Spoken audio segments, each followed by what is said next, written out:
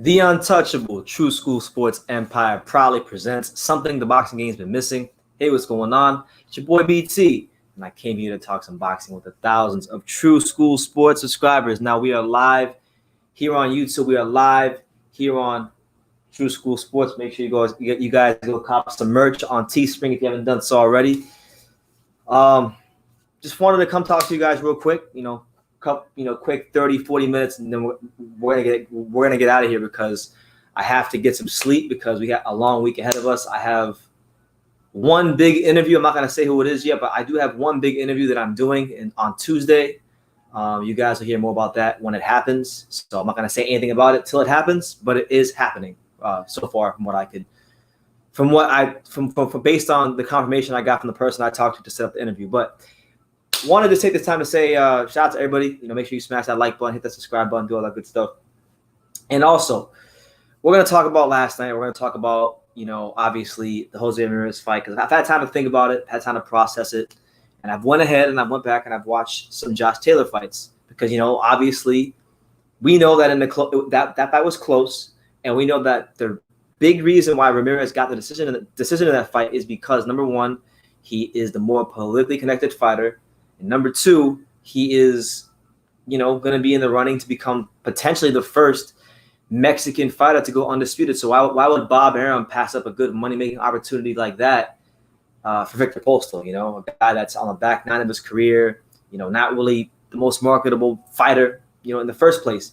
So it wasn't a surprise to me that Jose got the decision, and he had his moments.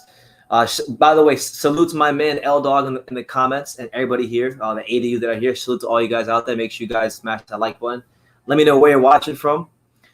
But just getting into the nitty gritty of what happened last night.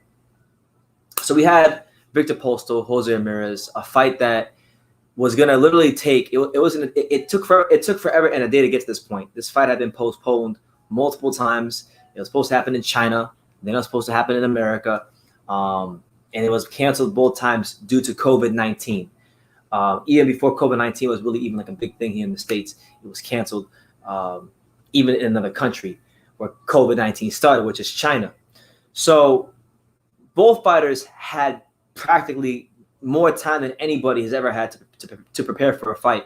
They had 3 training camps. They had a whole truckload of time to get themselves in the best possible shape to go out there and win this fight.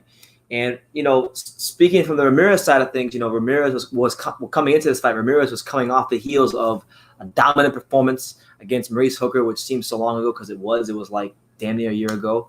But he fought Maurice Hooker in a unification bout where he showed his ability to finish off opponents, his ability to that if he has you hurt, he's going to finish you off. I thought the Hooker fight for me was the best performance of Jose Ramirez's career. No ifs, ands, or buts about it. To me, that was the best. That was the best Jose Ramirez I ever seen in my life in that Hooker fight. So Postol was a guy that he had taken some losses coming in. He had fought Josh Taylor coming in. Obviously, he lost to Josh Taylor. Obviously, he wasn't the guy that knocked out Lucas Batista in the eyes of many people. He was not the guy that was, arguably, he was one of the top 2 fighters at 140 for a period of time, when he fought Crawford. He wasn't that guy anymore, but he was still looked at to be a respected veteran fighter. And on this night, he proved to be just that.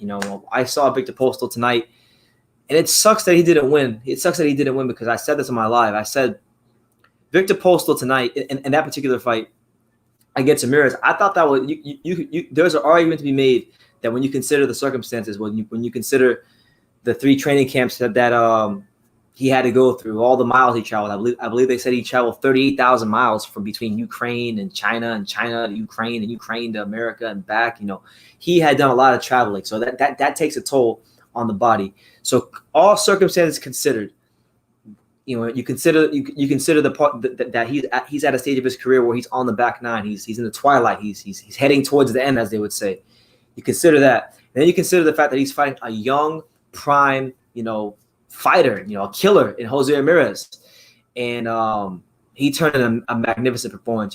His performance last night against Ramirez to me was one of the textbook examples of how to win a fight. I know he didn't win, but it's a textbook example of how to position yourself to win a fight with the jab. I mean, I thought he won. I edged it to him. A lot of people thought he won. They edged it to him. But it was a textbook fight that I would show any young fighter on how to use a jab against a pressure fighter. Because we've seen Jose Ramirez. We've seen him against Maurice Hooker. When he fought Maurice Hooker, this guy was Julio Cesar Chavez 2.0. We're accustomed to seeing Ramirez get in there and do whatever he wants to do, when he wants to do it, and how he wants to do it. But against Postol, that wasn't the case because of the fact that Postol is long. He's rangy. He's got intelligent feet. He knows how to use the ring.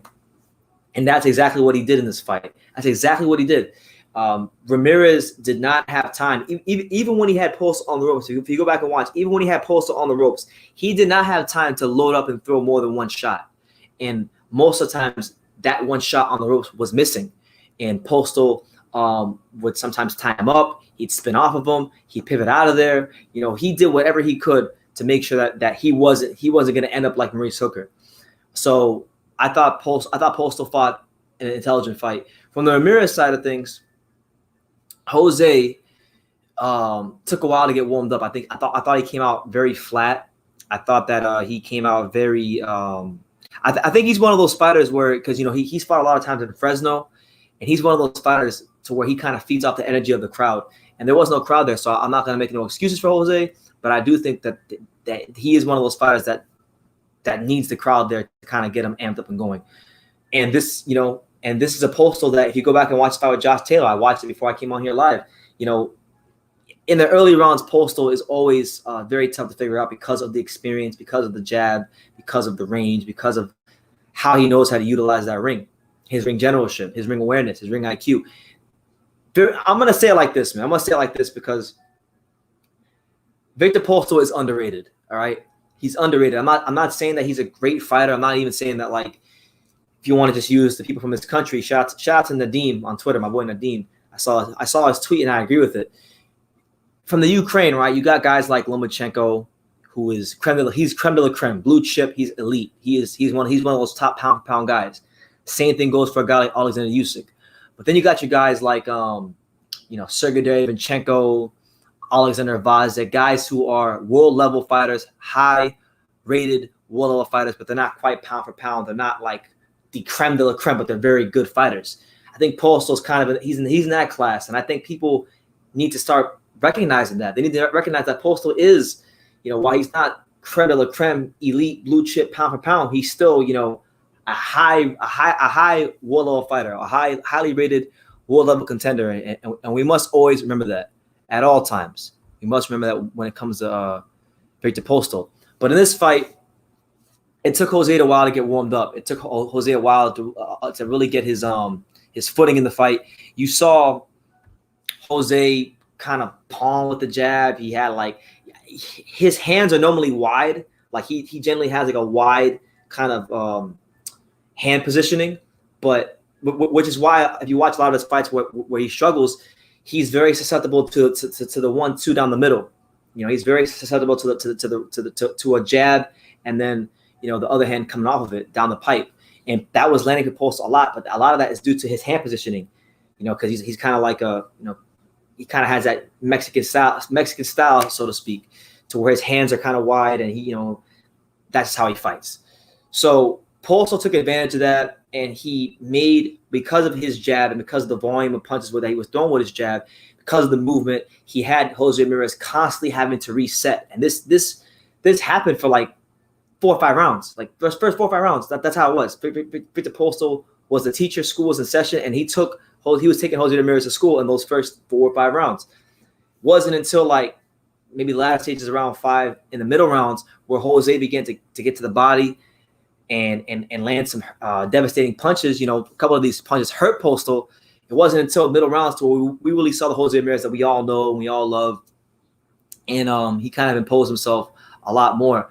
But in watching this fight and then watching this and then going back and watching Josh Taylor's fight with Postol, I'm not into triangle theories, so don't come on here and say don't come in the comments and say, oh well, BT, triangle theories don't work. I understand that, but sometimes you can watch a fighter. You can watch a fighter, 2 fighters who had a common opponent, and you can watch both their fights, and you can pick out certain attributes and certain things and certain character traits that will separate fighter A from fighter B. And that's what I saw watching Josh Taylor's fight against Postol, because I just watched it before I came on here live to kind of refresh my memory. And he fought a Postol that, much like Ramirez, was very game, crafty, makes it very hard on you.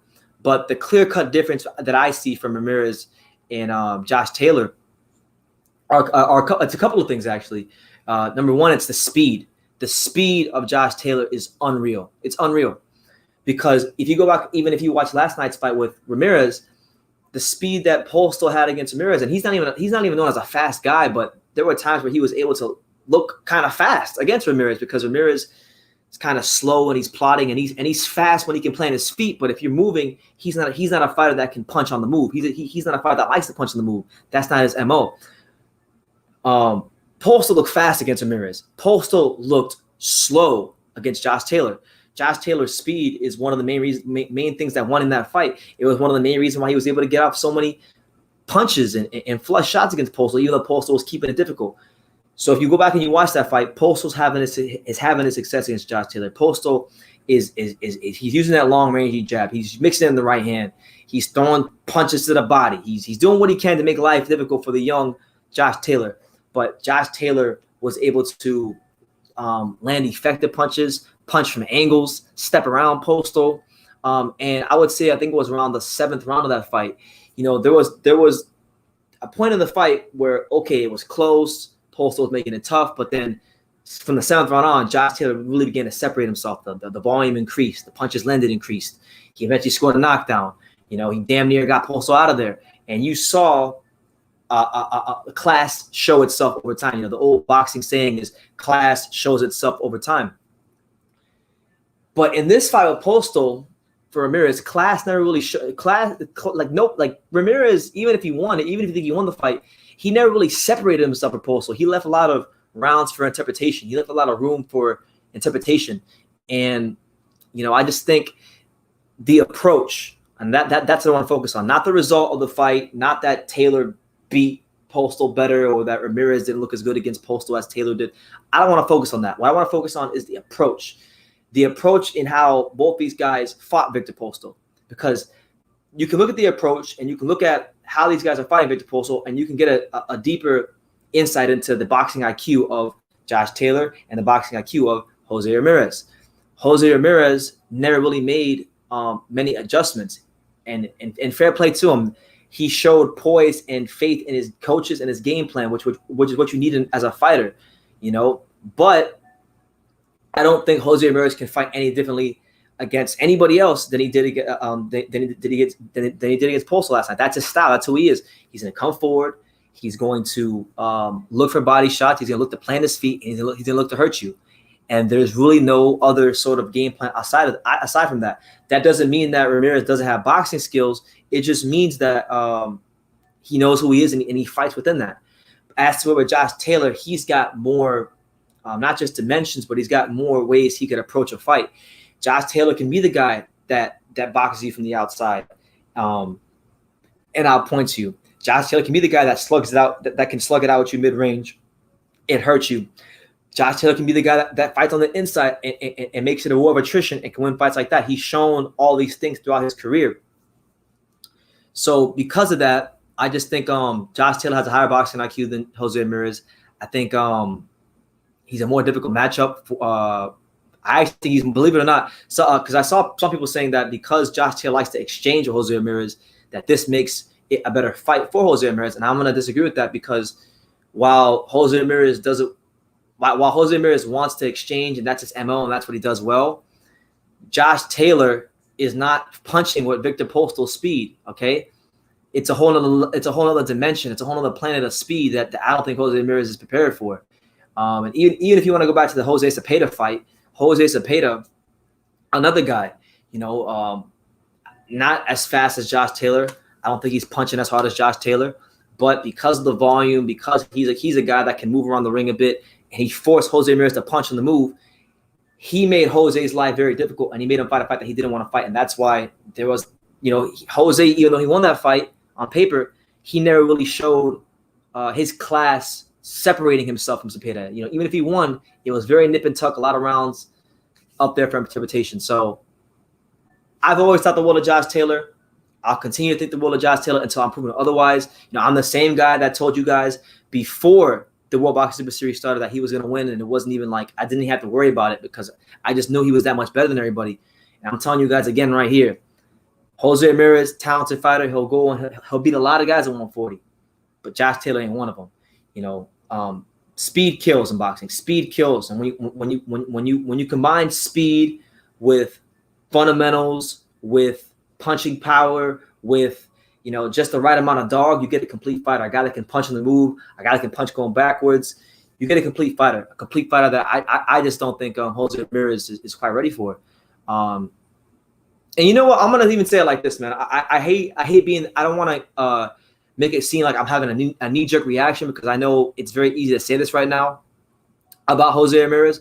But in going back and watching tape on Ramirez today, and going back and watching tape on Josh Taylor today, I think it's fair for me to say that Jose Ramirez is slightly overrated. He's very good. He's a quality fighter. He's definitely world level. He's very top shelf, 140 pounder. But I think the level of how good people say he is might even be it might be exaggerated. I think it's exaggerated. I think he's a bit overrated in my opinion. But you guys let me know what you think. You guys let me know what you think in the comments.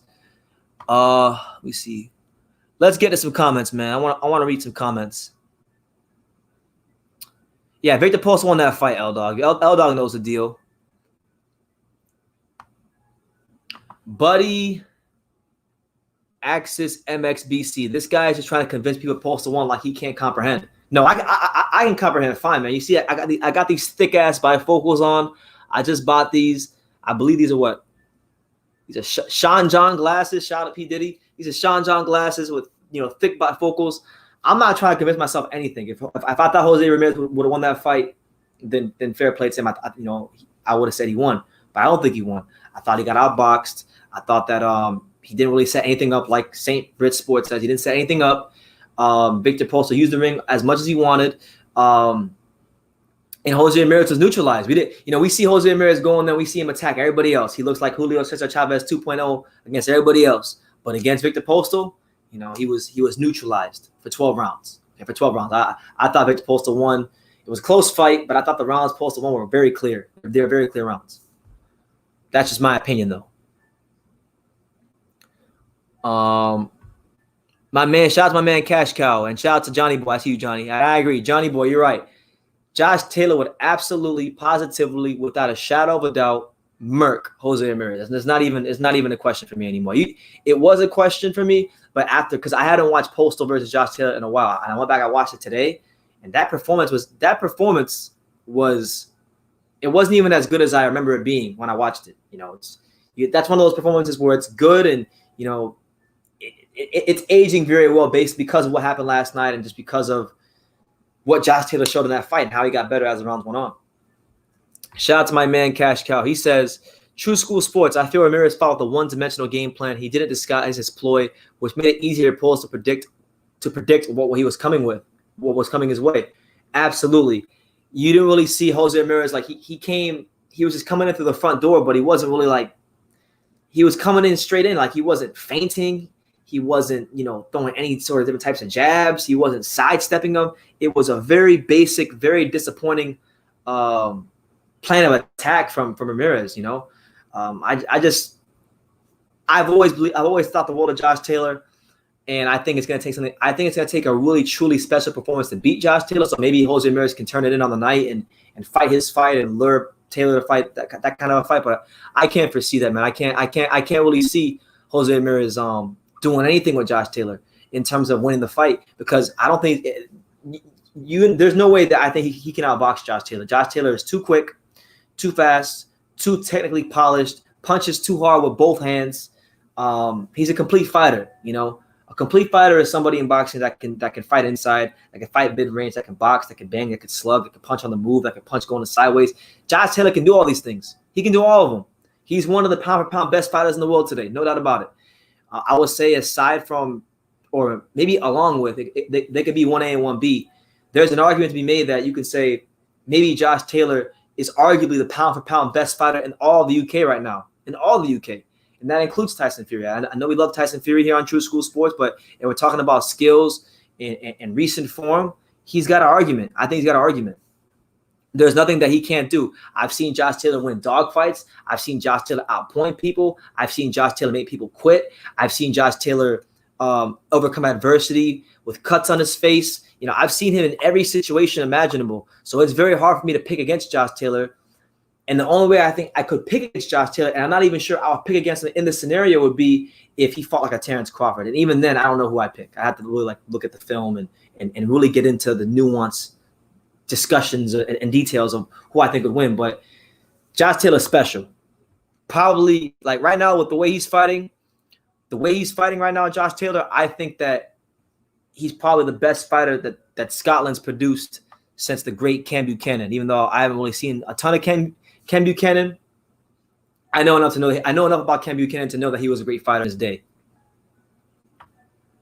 Jameson Moore, shout out to you, champ. He says, "What's up, from Brow? Respect to both fighters. I think Postol threw almost 100 extra punches. If only his landing accuracy was better in the fight." I think if there was one thing I could say about Postol, one criticism I have of him is that he just didn't have any. He didn't have enough consistency with that right hand. I wanted to see Postol really mix in that right hand and really make it a greater emphasis of what he was doing in the ring. And he didn't do it. That right hand really wasn't there. It wasn't there the way I was hoping it would be there for him. No, it was there, but he didn't throw it enough. And I think the reason he didn't throw it as much as I would have wanted to was because maybe he was a bit fearful that if he threw the right hand enough times, Jose Ramirez would counter him with the left hook, which is Jose Ramirez's best punch, and it's his money punch. So, it was a bit of he had to pick his spots and be very smart and make sure that he was in the right position to throw the right hand. So maybe he was a bit cautious, but either way he sliced it, I thought he won the fight. Shout out to my main man, Minis Max Boxing. He says that the Crawford fight, the winner of Taylor Ramirez. The way it's going, with his career, I mean, he has to. I don't want to disrespect Kell Brook, but right now, Kell Brook is looked at as a bottom of the barrel, welterweight in terms of the world level recognized names. He's looked at as bottom of the barrel. I don't think he's bottom of the barrel, but that's the perception of it. So it's unfortunate that people that top rank has to scrape the bottom of the barrel in the eyes of most people. In Kell Brook, a guy that was once a really great fighter, fantastic fighter, still very talented, but he's kind of shot worn and he's got the injuries, and people aren't really buying that fight. I think it'll be a good fight. I think it'll be a great fight actually. But it's unfortunate he can't get those names in there. But yes, to go back to what you're saying, yes, he should fight the winner of Taylor Ramirez. Taylor versus Crawford to me would be an exceptional fight because of the fact that Taylor's I'm not sure what the reach difference is, but I know Taylor is a rangy fighter. I don't think Terrence Crawford's ever fought anybody with the speed of a Josh Taylor, just my opinion. And he's a southpaw too, and he could punch. So I'd love to see that. This guy asked me, he says, and Ragu, I don't even want to butcher your last name, so I'll just say Ragu. He asked, do I really think that Taylor is better than Ramirez? I don't just think Taylor is better than Ramirez. I absolutely positively know with 100% conviction that he's better than Ramirez. And the only way I think Ramirez is going to beat Josh Taylor is if Josh Taylor just makes a big mistake in that ring and gets caught with something. Because if we're talking about speed, if we're talking about boxing ability, hell, shit, if we're even talking about punching power, I think Taylor is better than everywhere around the board than Jose Ramirez. The only thing you might argue is maybe punching power. But even there, I think because of the speed and the way he's able to set up his punches, Josh Taylor might even be better in that department as well. You know what I'm saying? So it's going to be a good fight. You know what? F it, man. F it. I'll drop the link. I'm going to drop the link. Let me drop this damn link. Give me 1 second. Shout out to everybody here. It's your boy BT, the untouchable True School Sports Empire, getting in a really quick live before I go to bed because I gotta get back on the grind with these gym visits. I got a big interview on Tuesday, You guys, if it happens on Tuesday, you guys will hear about it on Tuesday. But it's a big one. It's going to be a really good one. So I'm going to drop the link, get L-Dog in here. Shout out to my man Joe. He says, "What's up, True School? BT. I just watched the fight, and I got Jose by a couple rounds, but I also think he's overrated a little bit." Okay. No, I could see Jose winning by like 2 rounds. Maybe 8-4 if you really want to get generous. But I thought Postol did enough to win. Who do I think is the best Mexican boxer presently? I mean, objectively speaking, in terms of talent, I would say Canelo. Even though I hate the guy to bits. I can't stand the guy. I think he's corny. But Canelo, like 1A and 1B, Canelo be 1A and Guy Estrada be 1B. I think they're both very talented. Oh shit! I forgot. I don't know why, but I always forget about Burchell. I always forget about him. Mini Max wants to know, who do I got between Baranchyk versus Zepeda? I'm gonna go with Baranchyk. I think Baranchyk's punching power is the difference in that fight. So yeah, the link is there, guys. I'm pretty sure I just dropped the link. So if y'all want to join, we'll get like 30 or 45 minutes in, and then I gotta really go to sleep because I gotta be up by like 5 in the morning to get on the train to go to these gyms to get you guys the world-class interviews that you enjoy and love.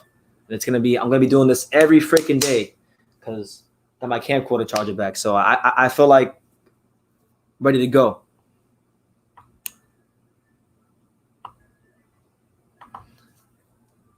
So my man Saint Brit Sports says he slightly favored Baranchyk to beat Jose Ramirez. That'd be a hell of a fight. I think stylistically, like the styles would clash very, very well. These are two guys that are not looking to, point and slip and sidestep and do any of that. They're looking to go out there and bang your brains out with with punches. So Buddy Aker says that I should say that he said it's best to give the fight a second look. Martial Ministry has a good quality video of the full fight, foreign commentary, so you don't have to soak up Tim Bradley's corny biased commentary. I didn't think he was biased. I thought he was, I agree with him. So I don't think he was being biased. I thought Ward was being a bit biased. This man said one lackluster performance versus Postol doesn't define Ramirez's ability, in my opinion, with the exception of Baranchyk and Prograis, of who Ramirez would also beat. Ramirez has passed all of Top Rank's tests. Well, Postol, I thought he lost against Postol. The freaking Zepeda fight could have went either way, and a lot of people thought he lost that fight. So you can't really say that. You can't really say he's passed them all like flying colors. He might have passed them, so I give him credit. And I'm not saying he's not a good fighter. Don't take this as I'm saying Jose Ramirez is a bad fighter or that he's trash, because I'm not saying that. I think Jose Ramirez is a very good fighter.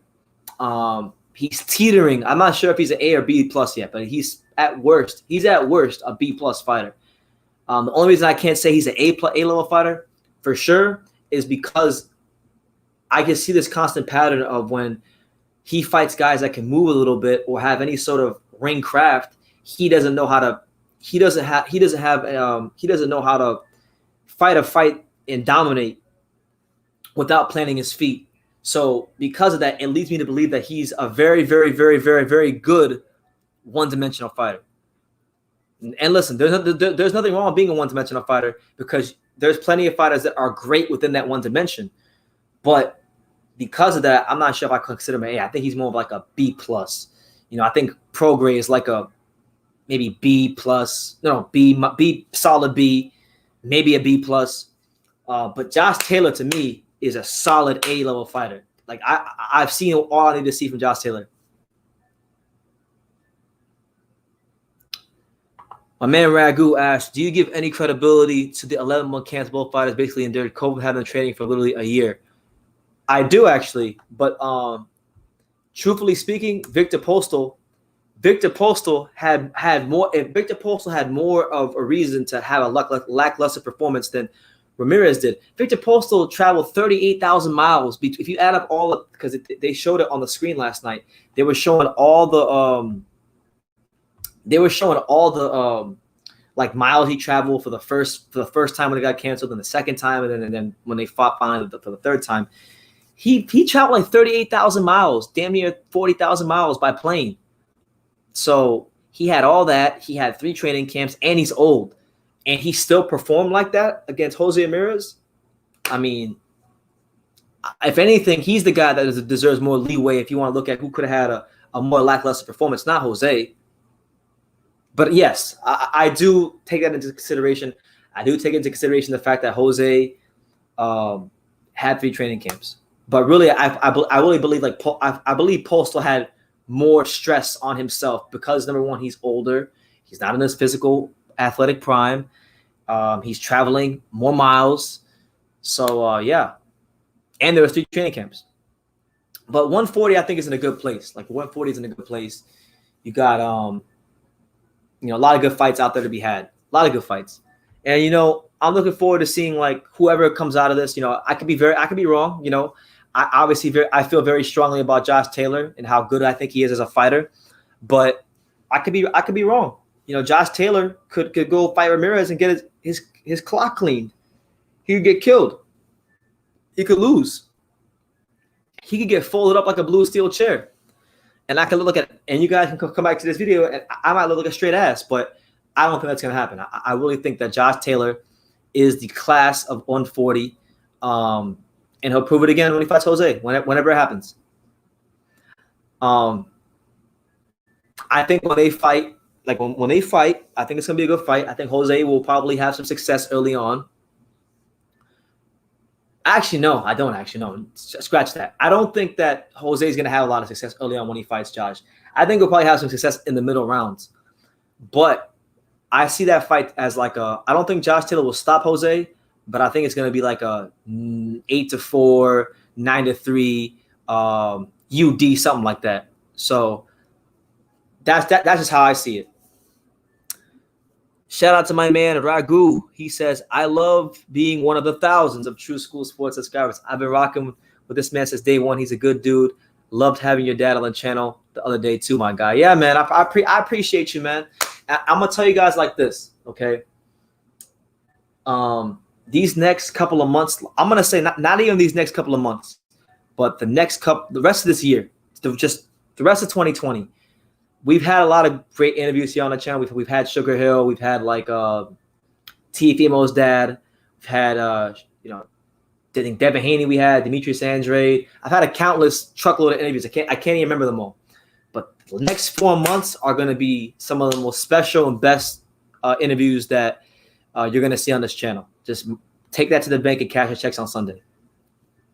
The bank's not even open on Sunday. Ragu asked, how do you rate Jamel Herring? Where does he fit in the 140-pound division, in your opinion? Well, he's not a 140-pound fighter. He's big, he's tall, but he's not 140. He fights at 130. And I think he's solid at 130. I don't think he's the best 130-pounder. I think Burchell right now is the best until Shakur Stevenson proves otherwise. Yes. Thank you, Minimax. I'm glad you're bringing this up. By the way, guys, if any of you want to come on and just talk for a little bit, there's a link. Xander Zayas is fighting on Friday, and apparently I'm not sure if he's fighting on Friday because I'm not sure if I know Xander's fighting on Friday, but I'm not sure if Blake Davis is fighting on Friday because I saw he posted something on Instagram about it, but it still says he's fighting on Friday on the ESPN boxing schedule. So Xander Zayas is fighting Friday on Telemundo. That's probably going to be the next card that I'm live for. So we'll have a live fight reaction for that on Friday. Then Saturday, we're going to have a live fight reaction for Jamel Herring versus Jonathan Okendo. And yeah, so hopefully these fights are good, but I'm not really expecting too much from this week's fights. But yeah, man, I'm so hyped, guys. Like I can't say much right now, but I'm really hyped for this next interview that I'm about to do on Tuesday. It's gonna be a great one. But I'll say it like this, kind of going back to Josh Taylor for a second. Going back to Josh Taylor, this guy, Josh Taylor, he reminds me like, and it might sound like I don't want to sound like I'm overrating him, but I'm probably going to. This guy Josh Taylor, when I watch him fight, he reminds me of Joe Kawasaki with better punching power. You know, that's what he reminds me of. He don't slap with his punches. His punches are more crisp and they're more like grown man punches. But when I watch him fight, his posture to me is very similar to Joe Kawasaki. They're both southpaw. They're both British fighters. They both had exceptional speed for fighters at the weight class. To me, he is Joe Kawasaki with better punching power. And that's crazy to say because Joe Kawasaki was such a great fighter and he finished undefeated and he's one of the best fighters in the history of the UK. But I'll say it like this. I think if Josh Taylor keeps going the way he's going and he keeps proving himself in these big fights, it won't be long before we're talking about him as one of the best fighters in the history of the UK. I really think the world of him. I've been thinking really highly of this guy ever since I saw him fight on the James DeGale versus Badu Jack undercard back in January of 2017. Ugas, yes, Ugas was fighting on Sunday. That's gonna be a good one. I'm hot. You know, it'll be cool to see Ugas fight. I'm not really too hyped about his fight though. It's kind of like a whatever fight to me. But you know, boxing's in a good place right now. We got a lot to look forward to as fight fans. There you go, my man Colin Boston. He knows the deal. He knows the deal. Josh Taylor will whoop everyone. He gonna whoop everybody as long as he's at 140 until maybe like Teofimo Lopez moves up there. He's whooping everybody. That would probably be a fight that would give Josh Taylor some serious problems. I think Teofimo Lopez, whenever Teofimo Lopez moves up to 140, that's actually when I think we're gonna see the best version of Teofimo Lopez. You know what? I want to talk about that because everybody always says Teofimo Lopez is this bully. They always say Teofimo Lopez is this, guy that just bullies these guys at 135, and they're entitled to feel the way that they want to feel. But Teofimo Lopez hasn't even been able to display his whole skill set. Y'all don't even know that Teofimo Lopez can box his ass off. I mean, this is a guy with Teofimo Lopez. Just in case you don't know, let's do a little history lesson. Teofimo Lopez actually he won the Olympic. I believe he won the Olympic trials. He was supposed to represent Team USA, but the USA Boxing Committee. It was the first time in the history of of USA Boxing for the USA Olympic team that they already had predetermined who they were going to pick, who they had to represent Team USA before the trials were even fought. So Lopez, I believe he won the trials, but they had already picked Carlos Balderas. So he kind of got screwed out of representing Team USA. But one thing I do know is if you're good enough to represent Team USA in the Olympics, then you got to be at least a decent boxer. You got to, because this country is just full of so much talent from all around the country, whether it's here in South Florida to LA to Texas to Detroit, New York. There's a lot of talent in the USA, but so he didn't get a chance to represent Team USA. But I think when he moves to 140, he's not going to be at bigger than everybody. So he's not going to be bullying people as much, and we're actually going to see the best Teofimo Lopez when he moves up in weight. We're going to see the best Teofimo Lopez when he has to actually show the boxing skills, when he has to actually show the craft, show the movement. He might show a bit of that in the Lomachenko fight, but Lomachenko is still a smaller guy. So I think if he beats Lomachenko, his most likely route to victory is going to be a knockout or a stoppage of some sort. But mark my words. Remember I said this. I want all 24 of you that are here listening to what I'm saying right now. When Teofimo Lopez moves up to 140, that's where we're going to see the best version of him. It's not going to be now at 135. But I would love, if at all possible, I would love if Teofimo Lopez, should he beat Lomachenko, if he moves up to 140, I would love to see him take on Josh Taylor. That would be an amazing fight. Ragu says that Teofimo hasn't shown him enough yet in terms of his ability to take a punch. Until dudes take shots flush and walk through them, I'm always suspect. I don't blame you, man. I don't blame you. But the thing is, he doesn't really get hit too often. Teofimo, even though you're saying that his chin, you don't know what his chin is like, how many times does he really get hit? He don't get hit too often, you know. And I always say, the best chins in boxing are the ones that don't get tested, you know, meaning that, you know, if you don't get hit, who gives a damn about your chin? You know, he's not really getting hit like that because he keeps people honest, because he's got, obviously, at 135, the guy punches like a mule. So he's going to keep guys at bay. He's going to keep guys honest. He's got really sharp, really short, really precise counter-punching abilities. And because of that, he's never really in position to get hit that much, especially by nothing big. You know, most guys at 140, or no, 135, I should say, that have fought him so far, whether it be Comey or Magdaleno or anybody like that, these guys don't even want to attempt to load up on a punch, because if you're gonna load up on a punch against Lopez, you know, you're gonna have to, you know, kind of like get some leverage on it, you know, turn your hips. And when you're turning your hips and you're trying to load up on anything, Teofimo Lopez is gonna shoot a right hand down the pipe, a left hook around the guard, and you're gonna get hurt. So that's just what it is. But we got somebody here right now. We'll bring someone, whoever this is. Let's see. What's up, man? Yo, what's up? Is it Intangible? Yeah. What's up, Intangible? How you doing, bro? I'm good. How are you? I can't complain. That's good. I'm surprised you still think I'm intangible. Oh no, it's on Rival. It's Mark. Yeah. How's it going? It's going good, man. My headphones are like messing up. They're a bit messed up. Nah, you just showed your racist, bro. You saw an Asian picture, you thought it was intangible. I saw, yeah. Is that Kosai Tanaka? No, that's Kazuto Ioka. Oh, okay. But what's up, man? His teeth aren't like further out than the belt, so it's Kazuto. If it was Tanaka, his teeth would be further out than the belt, wouldn't they? Yeah. What did you score that Postal fight yesterday? Does it matter? Does it really matter what I scored? I mean, if I give my score, people are just going, oh, you're biased, you know? So, it is what it is. You thought Jose won by a lot of rounds?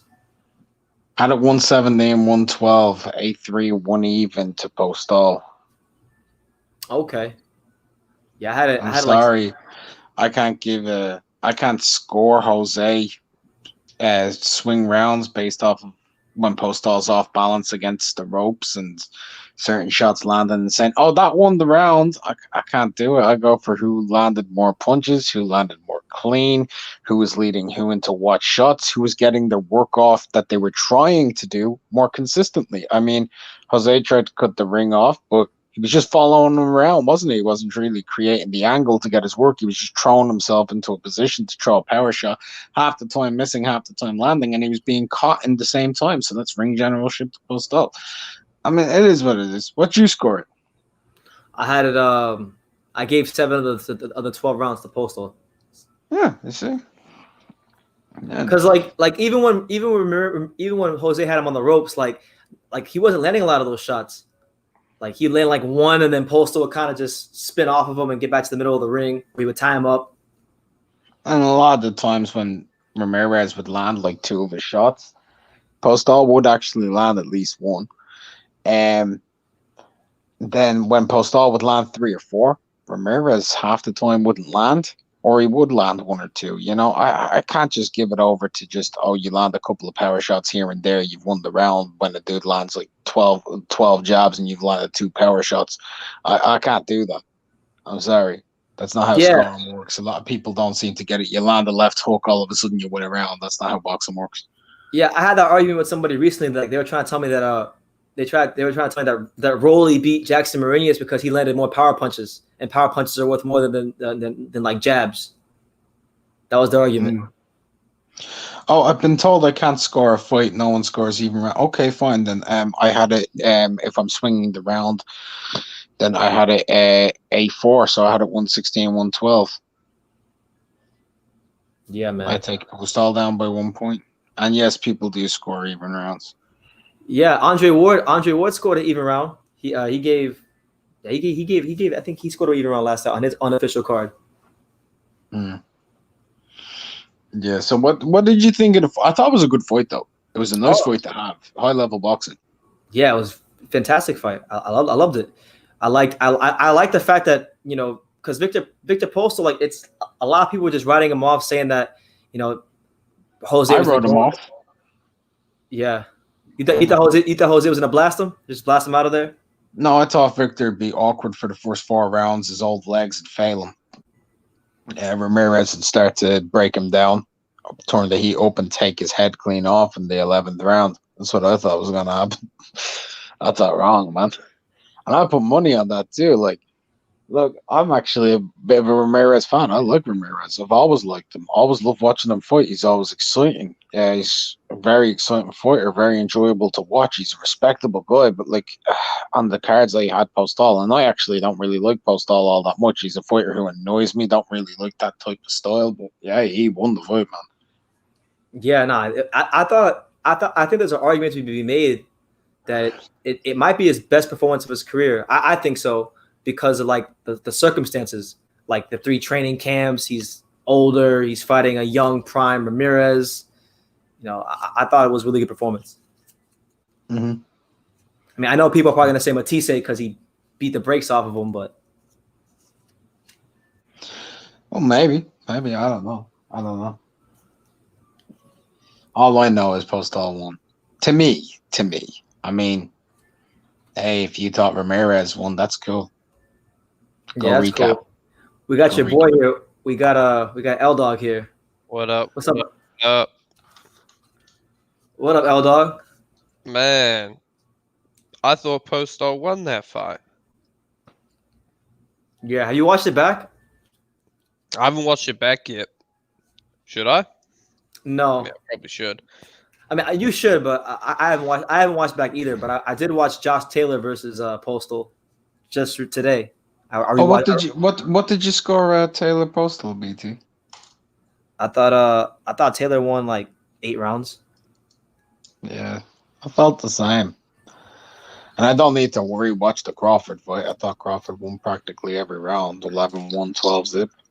I don't want to rewatch Crawford versus Postol. That fight was boring. That was well worth the pay-per-view. Yeah, who was in the? I forgot who was in the undercard for that fight. I couldn't tell you. I don't remember. What pay-per-view? Crawford versus Postal, the one that had like 50,000 buys. It had like 50,000 buys. Nah. I didn't buy that, man. Oh, Eldon, Pops was sitting here today. He was watching Hrgovic versus Amir Mansour. Oh shit, what's up? He was just randomly watching it today. I'm like, why are you watching this fight? He's like, oh, I haven't seen this one before. I was like, okay. Man, we gotta see Hrgovic back in action soon, man. Hopefully September 26th against Jermaine Franklin. That'd be a good fight, man. Is that like his rumored opponent? Yeah, it's what I've seen, man. Or Gerald Washington. To be honest, Gerald Washington is actually better. So that might be a better fight. But he is coming off a loss. To Charles I think Martin. if you want to promote the fight, Jermaine Franklin might be better because he's undefeated. It might just look a little better. But I don't know. I'm hoping they fight Gerald Washington. If those are the options, Franklin and Washington, I want to see Gerald. I'll see Gerald Washington. Hey, but Franklin's calling out Povetkin, man. Will Povetkin duck the smoke? He didn't want no smoke. Is ducking, bro. What do you think? What do you think about that matchup, Mark? Franklin versus Povetkin. I think that's a dream match. Jermaine Franklin is the truth. He is the future of the American heavyweight division. We need to trust him. My man did something Filip Hrgovic didn't do. He didn't duck that smoke with Jerry Forrest. You know what I mean? He got in there. He got the decision. They tried to rob him. You know, they tried to rob Jermaine Franklin against Jerry Forrest. They gave it a close decision. It was clear Jermaine Franklin won that fight by at least 16 rounds to 1. I don't know, man. Like, what do I think of him against Povetkin? I give him a solid 3-4 rounds before like he starts whittling down the old man's legs, hits him to the body, starts breaking him down. And then in round 5, he did what Dillian White didn't do because he's a Euro bum, and he knocks him out. He's too slick. he's too, you know. But anyway, listen to this. This is what he said. At Povetkin Alexander, congrats to you on kicking Dillian White's ass. It's time for you to come to the US and fight me. It's time to show the world the US have the best fighters. That's right. Yeah, America, that's right. Look, okay, can I say my honest opinion? go ahead. If he goes course. 3 rounds, with Povetkin, I'd be impressed, to be honest with you. I think Povetkin could do him in like 4 or 5 rounds, easy money, man. Like knock him clean the fuck out. Hold on, You know, he got a new post from today, man. Who, He says, alone in the ring. Why? Because no one has the heart to face me. Ranked 8th in the United States, ranked number 1 USBA. I'm calling out every boxer ranked ahead of me. If I ain't shit, then meet me in the ring. I promise you will leave with a loss and a beatdown. you know you who agree? Jermaine Franklin should fight then? Trevor Bryan. I think if he wants to like make people lose and stuff, I mean, and prove himself to be one of the best in the United States, like he's ranked 8, take on Michael Hunter. There you go. He's looking for a fight. He needs a fight. He can't get anybody. More people know who Jermaine Franklin is than people know Hunter somehow. I mean, let's get it going. Man, Hunter, he needs to get a fight as well, man. Hunter's a good Who's fighter. got more followers on Twitter, Eldog? You seem to know who everybody follows on Twitter. Yeah. Probably Hunter, bro. I don't know, man. Hunter had like 12 retweets or something yesterday. That's like terrible. Is Jermaine Franklin on Instagram? Do you know L-Dog? You probably don't know. Yeah, his Instagram is J Franklin Boxing. I'm gonna Nice. look Jay Franklin Boxing. Let's see what he's got on Instagram. Jay Franklin Boxing. He got I've got more followers than Jermaine Franklin on Instagram. Jesus. He's got 1,349. Damn. Oh wow, I've got more followers on Twitter than him. Yeah. Bro, an Insta Thought can get more followers than him, bro. Like, That's not easy, even bro. good-looking. Insta Thoughts have like 10 million Okay, fucking yeah, followers. that's a Get bad out of here. analogy.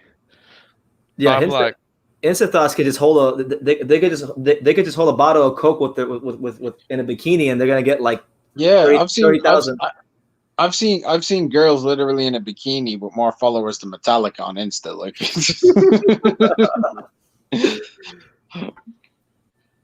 but you know, if they're gonna put on Bacoli versus Kuzman on the Matchroom September 26th card, let's get it. I mean, and they want to put Hrgovic on that card. I think they're trying to marinate that fight, Hrgovic-Bacoli, and that's a hell of a fight. They might be trying to marinate it, but you know what fight I'd really like to see? I'd like to see Filip Hrgovic versus Bacoli on that card and not Guzman, because you know I don't really give a crap about the marination. Put them in there, let them punch each other up. I want That's it. Ain't All gonna calls are happen. mandatory. Don't delay the smoke. We want all the smoke. Facts. They're not going to really build much unless Hrgovic is in there with somebody solid who can give him a fight. L-Dog, that fight's not really going to marinate itself well if they're doing it like that. The real fight they're marinating is Hrgovic versus Alan Babbage. Yeah, Oh they my are marinating that fight.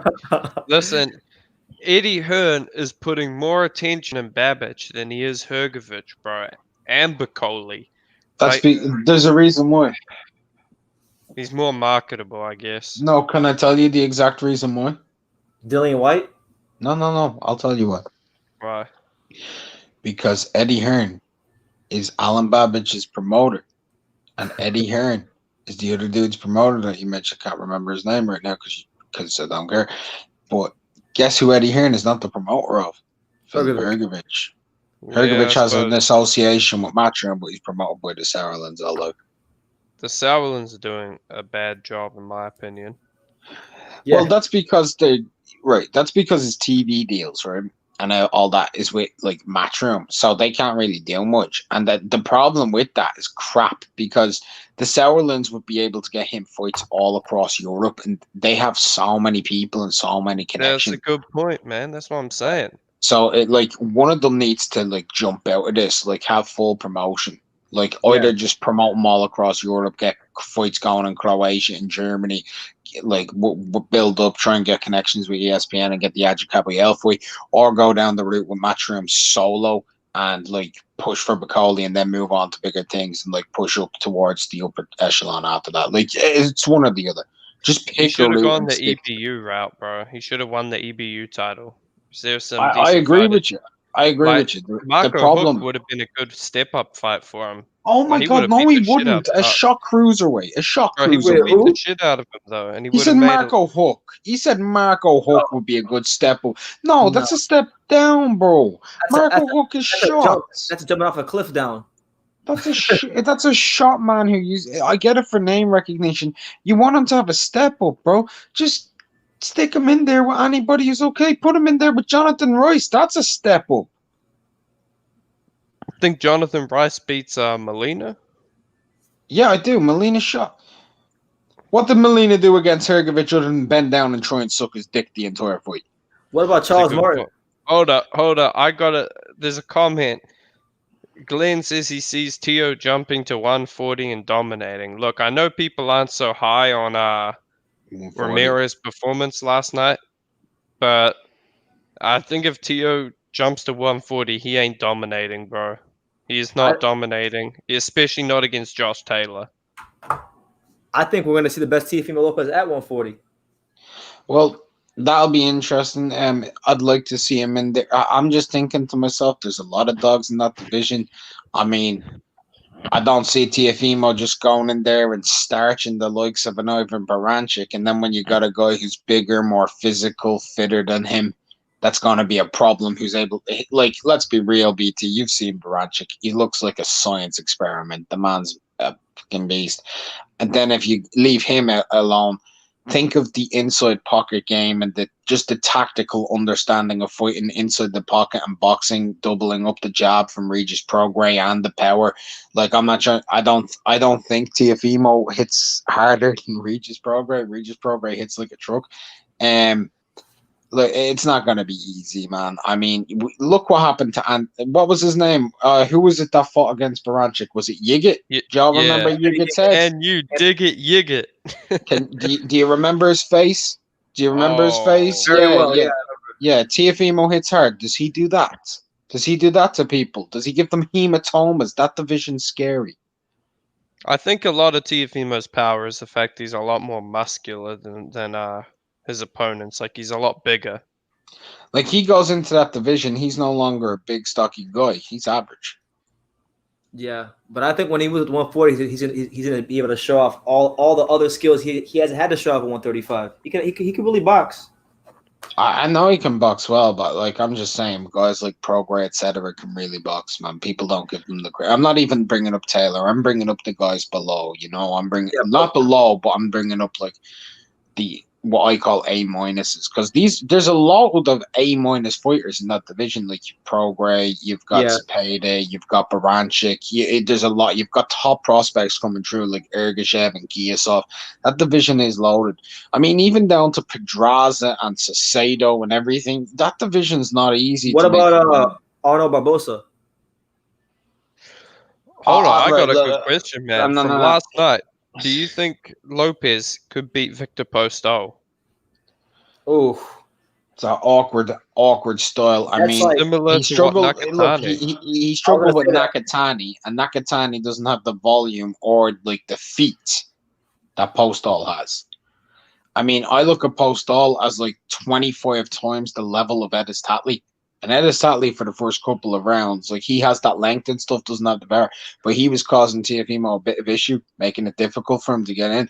I think Postol would be very hard. I'm not trying to be funny, but look, we'll see how good Teofimo is when he steps in there with Loma. You know, we'll know more.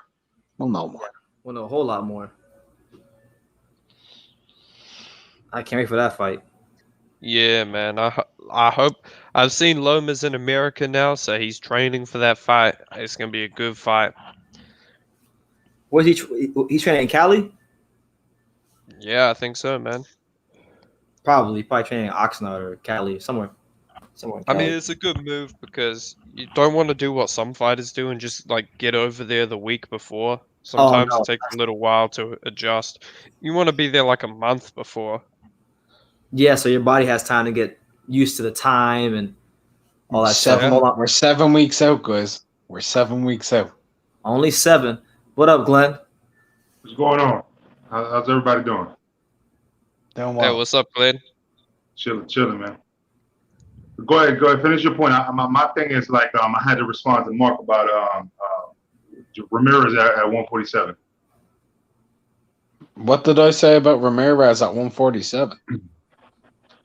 Well, no. Actually, you're right. Haney does not put in work with Ramirez at 140. Ramirez does not put in work at 147. I feel like What? a lot of folks are like, Glenn, I'm lost. Yeah, I'm lost as well. We haven't been talking about any of that. We're talking about Tiafimo. So what was the last point? Because I can't see the chat right now. I gotta back up if I want to. We were just talking about Tiafimo going up and just dominating. No, you guys were, but there was a discussion before that. That's what I'm looking back at the comments right now to see. Yeah, that's not us though. That's the comments. No. But you commented on my comment. No. I see Tio jumping up to 140 and dominating. That's what it was that you responded.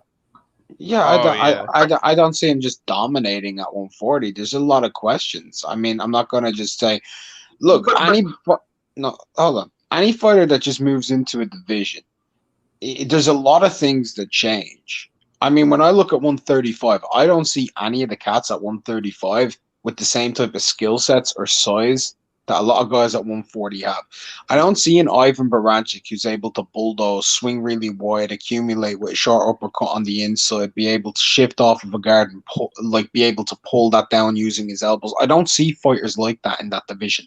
Not one. Not one at lightweight. I don't even see anybody at 130 who does that. With Regis Prograis, I don't see a guy who's able to double up and vary the jab, change his rhythm, offbeat to onbeat, be able to throw hooks, be able to move off the pocket, be a concussive puncher whilst also being a very good body puncher, and still being able to do that stuff on the back foot or going forward. I don't see fighters like that in the lightweight division, and there's no one Tiafimo's fought against for me to be able to make that correlation. That's all it is. Other than that, it's just a pure opinion. Like there's no. You're right. But that was my whole point, because what you were saying was also an opinion. And so my thing is that I respect the education on the boxing scene, but at the end of the day, I do feel like Tiafimo, when you look at what's going on in the 140 division, I do see him dominating. If he's fighting Lomachenko and people are questioning that, I feel Lomachenko is just too small for the 140 division. Otherwise, he'd be dominating up there. And if you get Tiafimo, that's a young man that's about to move up, I think he's more promising than anybody else that you're talking about. No, I disagree. I'm gonna say this. Josh Taylor is the level. He's at that level of boxing where I don't think anyone dominates him. All right, you look at the guys he's beat: Ivan Barancic, Regis Prograis, Viktor Postol. He beat them all. Oh, that's great experience he's got. Right. Nothing convincingly though. Huh? Nothing really convincingly though. Everything was close when it comes to him. Nah, he beat Barancic convincingly. And he beat Postol. But you mentioned a lot of other names. And that's what he beat Barancic and Postol convincingly. The only tough fight he actually had was Prograis.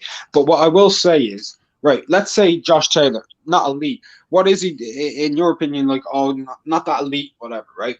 Well, I tell you what he is, though. He's extremely tall, long, knows how to box on the back foot. He's got a proven chin. He's a southpaw.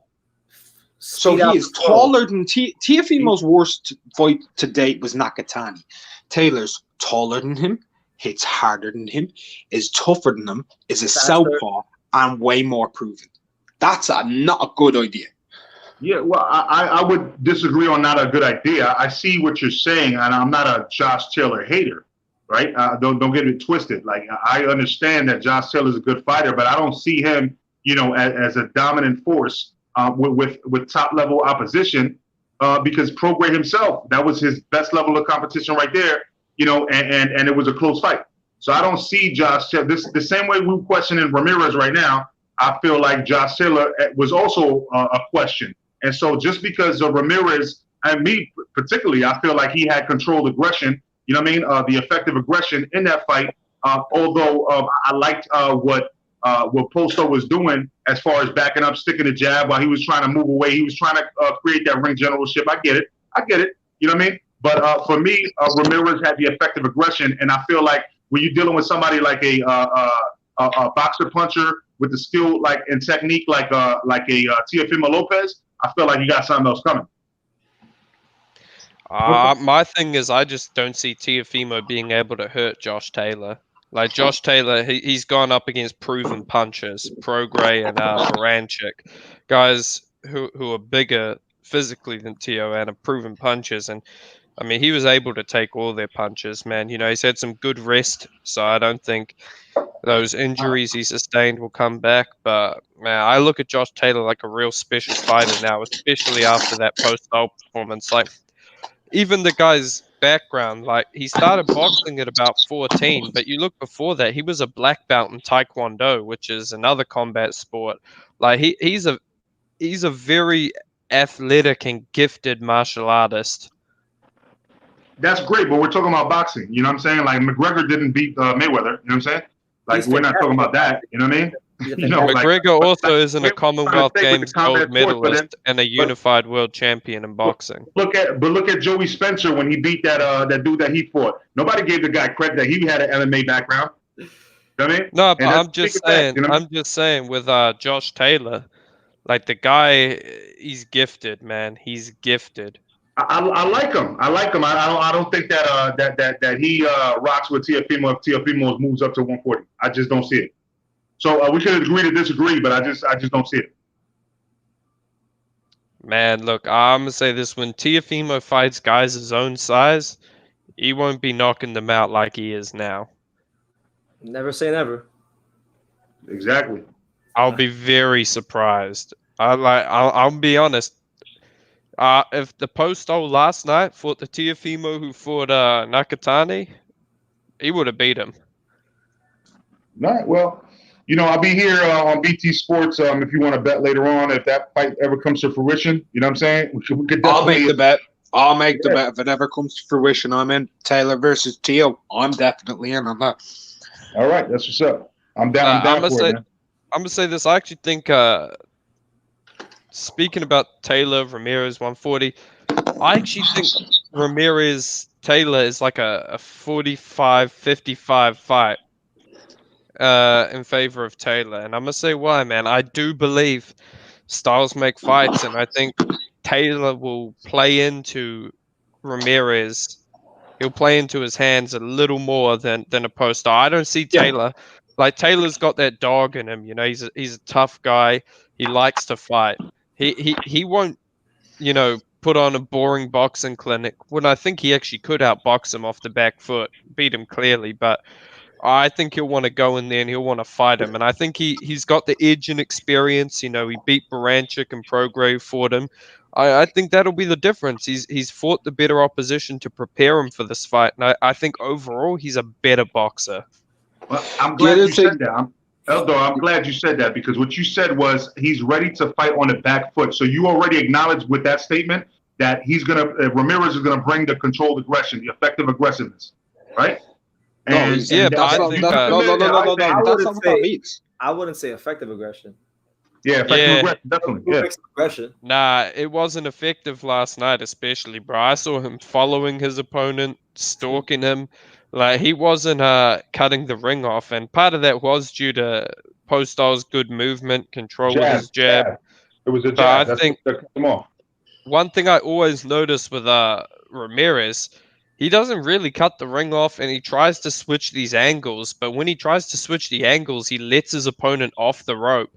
Like he'll kind of Ricky Hatton used to do it. He'd like switch to the side almost to get an angle for a left hook to the body. But every time he does that, he misjudges the distance and it lets his opponent off the ropes. Yeah. Like he needs to really stop doing that because if he does that against Taylor, Taylor's going to be able to retake center of the ring nonstop. Jose Ramirez, like he holds his hands really like far apart too, so he's always susceptible to like the straight 1-2 down the pipe, and Taylor throws it beautifully, and he's a lot faster than Postol as well. Yeah, that's I one would. thing I think people are like underestimating. It's just how fast Taylor's hands are. But here's one thing that is a concern to me with Taylor. I've not seen what he looks like under Ben Davison. That's his new coach. He's Yeah. Yeah, left I Shane know. McGuigan, and that's a problem. That could change his entire career, man. The way he's been fighting so far, that'd be fantastic. Moving him with Ben Davison, I don't really like having a cheerleader, man. That's true, man. Shane McGuigan is a legit trainer, man. He's a very good coach. He's the best coach in the UK right now. Him and Rob McCracken, yeah. I think what we could probably expect from Ben Davison is our really conservative tactics. So Josh Taylor boxing off the back foot, not taking too many risks and gambles. But Taylor is like the kind of guy. He strikes me as someone who he can coach himself. Like he'll if he feels he can win a dogfight, he'll get in a dogfight. The thing I like, by the way, just real fast about Shane McGuigan, is he doesn't make his fighters have to fight a specific style. He takes their strengths and amplifies them. Yes, that's what a good trainer will do. That's He's what they good. should do. He did it with Groves. He made him use those long levers and that uppercut to the body. When he was with a Coley, what he's changed with a Coley, he's getting that like right hand to be more effective, and he's getting him to learn how to punch off of the break, which he wasn't previously doing. You know, he was just letting people go. I mean, with Taylor, he changed them from going like just doubling up the jab to get on the inside, but using feints on his head. Like he's just using little tricks and subtleties to amplify their strongest moments. You know, I like that in a coach, I really do. And you don't see it many days, and you don't see it much in the UK. You very rarely see it nowadays. No, because Yeah. I feel like in the UK, the most fighters are trained to fight like in an amateur style. It's a problem I keep seeing with a lot of the fighters. I Right. think this actually might work to Taylor's benefit though. If he does adapt to like a boxing kind of style, because he can box, then he'll beat Ramirez clearly.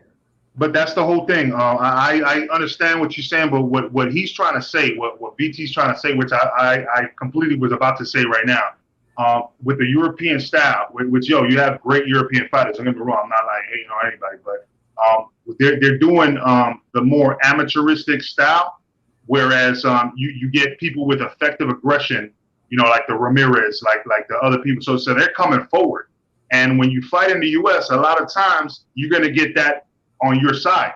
If you're coming forward and you're landing effective shots, whether it's because remember, if it's not that, even in the amateurs, like you could hit them with a jab and it's a 1 point, whereas you hit them with a body shot, it's 2 points, and people see that. People see, people see that you're doing more because you're taking. Wait, hold on, real quick. I want to ask you, is that the scoring system in America? You hit body shot, it's 2 points. That's what I've understood. I'm asking BT because he knows more. Is that true now? In the amateurs, In the amateurs in the US, I think they took away the point system a while I'm ago. not even. I don't think so. No, I don't because know. if that is what it is, that would explain a lot of the points losses against you. I believe it is, and you can look it up. Sometimes I'm mistaken, but I believe that's what I've grown to know. So I may be mistaken, but I believe that is what it is. If it is, I believe it because I've gone to amateur fights where if that is what it is in America, that'd explain like the levels at World Honors. That shit's changed in like the world, the World Amateur Championships and the Olympics. Yeah. It's not on that system anymore. So if America's still using that system, they need to adopt quick. Yeah, I believe everything other than the jab is considered a power shot. And no, we know that, but points. it's just a point system. It's changed. Yeah, I believe it is. Mark, you could check me on that anytime. I'm not gonna sit here and lie or whatever. I believe I'm just asking. I'm gonna ask that. I'm supposed to go to a gym tomorrow, and like there's this one amateur coach that I know over there. I'm gonna ask him. Yeah. Ask that for me, BT. Let me know, man. Hit me on Twitter. I will. Yeah, but I think, man, I think 140 is a great division. I really want to see that Zepeda Baranchik fight because I think if Baranchik wins that, he's right back in the mix. Like he's right there for his title shot against Ramirez. Probably not a rematch against Josh Taylor, although I'd like to see it. I think it's going to be a good fight again. But a fight against Ramirez, that's another interesting fight, man. I'm actually leaning a little towards Baranchik in that fight, even though he'll play to his style. I think Baranchik, he uses angles well, man. He could piece up his body. Anybody who trains at a Pedro Diaz has to use angles. Yeah, man. Baranchik, I think from what I've seen him training lately, he looks like just a beast, man.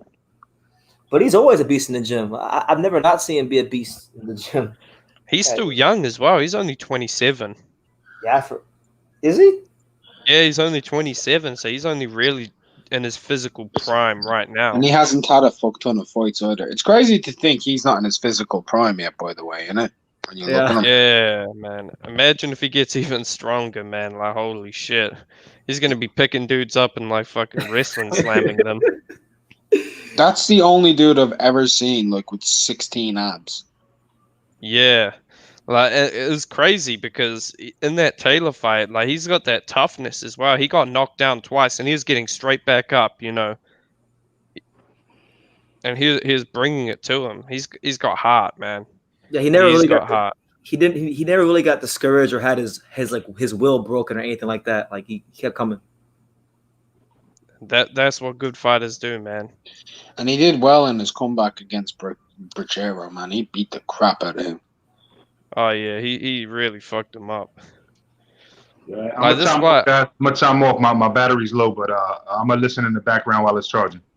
All right, Glenn. All right, man. Peace out. Right, have a good one. Take care, Glenn. I want to see him fight Ramirez. If he beats Zepeda, I think he'll beat Zepeda. I want to see that kid. I want to see Arnold Barbosa versus Zepeda. I'll be honest, I'm not a big fan of Arnold Barbosa, man. Why not? Because he throws 300 punches like a minute, and it's literally. I'm not sure. It is hard to say. I think he's got the same punching power as Paulie Malignaggi, man. I'm not even trying to front. I mean, I believe it because that fight he had last night with Tony Luis. I mean, Tony Luis was basic as hell, and I don't think he ever. He landed like 40 hooks or something in the space of like a round. How many times have you seen someone land that many hooks and uppercuts and like straight rights or lefts or whatever? Yeah, and not actually rock their opponent. I've never seen that and like it. It was, and either Tony Luis has the greatest chin in the history of the world, or he hits like a feather. And I'm sorry, I could barely hear the punches as well. He throws a lot of shots, and yeah, but he's very wide open. I mean, anybody elite will and when I say elite, I'm talking like I don't know if he'd beat Alex Caicedo. I don't think he would. I think Caicedo might beat him. I think that's a close. I think that can go either way. Do you know who I do think would genuinely beat him though? Cano. I think Cano would steamroll him. Yeah. Yeah, that's not going to work on Cano. He's going to bounce off him like lead, and he's going to throw mad shots. You mean Pablo Cesar Cano? Yeah. Oh yeah. Hey, did you guys see Alves Rodriguez? That's my guy. I like that guy. I love that guy. Yeah, I wasn't so high on his last performance, man. But I mean, not his last performance. I think it was one of them. But now I'm really starting to see him improving. Like he is improving, but I see one major flaw. He's easy to draw into a fight. That needs to change. But I like what I see from him, man. He's sharp. He's athletic. He's tall. Yeah, if he's he wants good boxing skills. If you want, I want to see him fight somebody who's durable, that has a bit of punching power. Then we'll get some more questions answered about him. Yeah, I mean, he was able to give Andy Cruz a tough fight in the amateurs, and Andy Cruz is a real top Cuban guy. Apparently, I forgot the guy's name. The guy that fought Abraham Martinez last night. I think he fought Elvis Rodriguez in the amateurs and beat him. Someone was telling me that today. Oh, Akron. Yeah, Akron. Yeah. Man, that was a good fight, actually. Yeah, I was happy I watched it. That was a draw, in my opinion. Can I say something real fast? There's a lot of people running around with the narrative that Wilder's pulled out of the fight with Fury. I just seen it in the chat, right? So yeah, it was a fake BT, you've seen that fake parody Boxing Kingdom account, Boxing Coin, Yes, right? yes. Yeah, it's that account using the account Frank Warren. That's where all that information has come from. That information isn't official. Calm down, okay? I got hyped because I saw that and I said, "Oh shit, I have to go live and talk about that." But then I said, "Wait a second, hold on, don't just go live and make a fool of yourself." Where's the blue? Hold on, where's Frank Warren's blue tick gone? Hey, I'm That's sitting there like, why am I not blocked by Frank Warren anymore? Did he go into his account just to unblock me? What happened here? Why did Frank Warren block you? Because I said, well, I think what I said was something along the lines of that card was pretty boring. Frank's still trying though. Always good to see fish eyes on a roll. Hold I on, got- hold on. Some guy in the chat, J1, says Crawford should fight Vesputin or Alice next. Nah, he should fight Sean Porter, Danny Garcia, Errol Spence, Manny Pacquiao, Virgil Ortiz. Ugas. Or Where's the Ugas. clothes from my boy Ugas? Fight any of those guys and I'll be happy. Unless he fights one of the top PBC guys, I'm not going to be satisfied. Yeah, The thing I'm for not me at having this it anymore, stage man. with Crawford, right, is tremendous fighter, blah blah blah, great fighter, blah blah blah blah blah. The only PBC fighters he seems to be interested in fighting is either Pac or Spence. If I was him, I'd fight any of the others as well. That's just being honest. I would, because he'll probably beat them. That's just my opinion. He should just take them on, man. Like, try and get those fights, because that's what's going to help build that fight to get the Spence fight. I don't know if he beats Sean Porter anymore, man. I know you don't, but fight. like, look, that's what I believe, L-Dog. You know, I'm not like, I don't want to get into a stylistic breakdown and crap with you. You know, It's I a don't good want to. fight, though. They need to make that fight. Oh, I'm tired of shit, man. It's 4 a.m. Yo, BT, why are you always on at like mad hours? Because it's like I'm a night owl. I'm a night owl, and it's like it's 11 p.m. here, and it was like I think it was 9:30 something when I started. Mm-hmm. But I'm probably gonna end it soon because I do have to get some rest myself because I'm going to the gym tomorrow actually. Don't forget my question. Oh, I won't forget your question. I'll make sure I put it in my notes right now on my phone. Yeah. Hey, what gym you going to, bro? I'm going to it's a small gym. I'm going to it's called the I think it's called the Stay Ready Athletics Gym. It's an amateur gym. Shannon Briggs goes there sometimes. Saw a couple of pros go there, but like nobody crazy. But I know the coaches there, and I haven't gone there in a while, so I'm gonna go there. And then it's really close to the new Warriors box. It's like maybe 10 streets away from the new Warriors boxing gym where I met Sugar Hill, and like you got guys like Med Albiali goes to that gym. What's his name? Darry Vinchenko was there for a little bit, but I didn't meet him when he was here. That dude that fought Rob Brandt that lost, Koplienko, he trained at that gym, and a bunch of just random people stop in that gym. So I'll probably go there too tomorrow. I'm like the only person in the world who likes Koplienko. Yeah, I was rooting for him, but why you like him? Because his name is awesome. It is awesome. His name's Koplienko, bro. Most people. No, I don't know why, man. It's not even down to style. I don't know what it is. The dude seems to always have a scowl on his face. You know what I mean? Always looks like he's pissed off. But when you hear him talk, he's like the most soft-spoken ever. He's like one of the nicest guys. Yeah, like, and he'll be the most complimentary, respectful person ever with a big pissed off "fuck you" on his face. You know what I mean? But I love guys like that.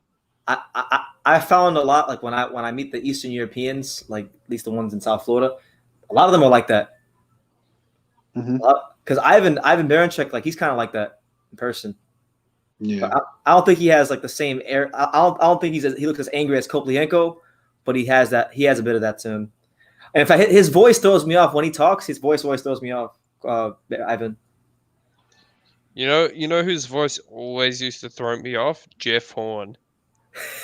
Well, he has high pitched voice. He doesn't even sound the same anymore though. Like I was watching some of his interviews before the Tim Tszyu fight, and his voice sounded all different. And I'm like, this guy sounds like he's shot. Like, because if you watch his interview with like after the Pacquiao fight or before the Pacquiao fights, or like even the Crawford fights, he sounds way different than the Tim Tszyu fight. That is true. Who else, man? I mean, Tyson Fury, his voice is actually getting more like it used to be. Fight because he's finally back in shape. Yeah. I remember when he was fat, he could barely talk. Talking was a freaking exercise for him. Yeah, gents, I'm gonna drop off. I'm getting exhausted. But yeah, I want to say one thing, right? Real What's quick up? before I go. There's only gonna be one winner in Teofimo Lopez versus Lomachenko. Y'all ready? Yeah. Write it down. That fight takes place. They get into the ring. They square up. The only winner is boxing. Facts. Take care. I disagree. Take care, Mark. Yeah, man. There's gonna be a loser, and it's gonna be Teofimo Lopez. I don't know, man. I think Teofimo Lopez is gonna get better when he moves up to 140. It's a good fight. It's a hell of a fight, though. I'm happy not we're gonna gonna lie. see it. I'm gonna be torn in that fight because number one, I like both fighters, and I rate both of them very highly. Like I think both guys, Taylor and Lopez, they're two guys who I look at as Hall of Fame like talents, like guys with Hall of Fame talent. Yep, Both of them. that's true. Anyway, man, I'm gonna head off as well because I know you got to be up early and shit. So Yeah, man. But it was good. It was as always fantastic talking to you, old dog. the true school sergeant, I'm out. All right, there you have it. That's the man. Right. And BT is the true school general. That's right. That's right. And you're the president of the Philip Hervey fan club, and I'm the vice president. Facts, man. You have a good one, eh? You too, Kat. You too, bro. Take care. And on that note, guys, I'm gonna end the live. Shay, hey yo, Hyro. I'm gonna call you soon, Hyro. Shout out to Hyro in the comments. But yeah, shout out to everybody here. I'm gonna end the live. You guys have a great night. Be on the lookout for the next live fight reaction will be September 4th. So it'll be Friday for Xander Zayas. And we'll be live for that. And then we'll be live for Jamel Herring versus Jonathan Okendo. And stay tuned for a bunch of the interviews that I have coming out. I got one in particular that's going to be happening soon. So I'm not going to let you guys know until it happens, but it's going to be happening. But like I say in every single one of these videos, you guys can love me or you can hate me, but I'm just a kid from Daniel. So until next time, take care, guys.